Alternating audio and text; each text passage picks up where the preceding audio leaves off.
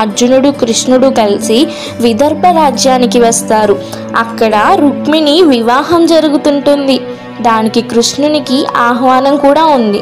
అర్జునుడు కృష్ణుడిని ఇలా అడుగుతాడు, కానీ రాణి రుక్మిణి వివాహం చేది రాకుమారుడు శిశుపాలుడితో నిశ్చయించారు కదా, ఇది సమస్త ఆర్యవర్తానికి తెలుసు అని అంటాడు.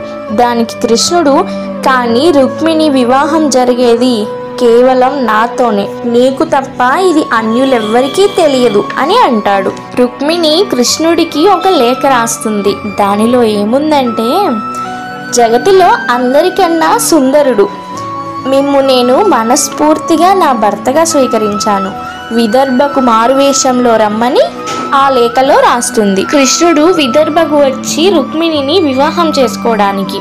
దానికి అర్జునుడు, ఆమె తండ్రి స్వయంవరం నిశ్చయించకుండా ఈ విధంగా కన్యను అపహరించడం ధర్మమేనా మాధవ అని అడుగుతాడు.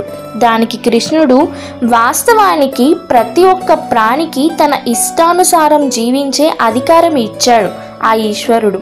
ఆ స్వాతంత్రాన్ని హరించడం సదా అధర్మమే అవుతుంది పారదా. ఈరోజు ఆ అధర్మాన్ని రుక్మిణి సోదరుడు చేయనున్నాడు. నేను కేవలం ఒక స్త్రీని అధర్మం నుండి రక్షించేందుకు వెళ్తున్నాను పారదా అని అంటాడు.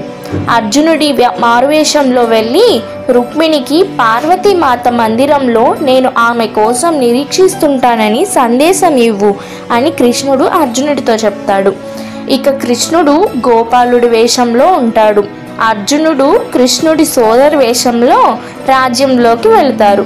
అక్కడికి వెళ్ళి మారువేషంలో ఉన్న కృష్ణుడు రాజ్య యువరాజుతో ఇలా అంటాడు, యువరాజా, దుర్వాస మహర్షి ఈ ప్రసాదం పంపించారు, వారు ఈ వివాహానికి రాలేకపోతున్నారంట అని చెబుతాడు. తరువాత అర్జునుని రుక్మిణి దగ్గరికి పంపిస్తాడు ఆ ప్రసాదం ఇవ్వడానికి. మీకోసం నేను పార్వతీ మందిరాన ఎదురు చూస్తుంటాను, తెల్లవారుజామున రుక్మిణిని అక్కడికి తీసుకునిరా అని కృష్ణుడు అర్జునుడికి చెప్తాడు. తరువాత రుక్మిణి కృష్ణుడి దగ్గరకు వస్తుంది.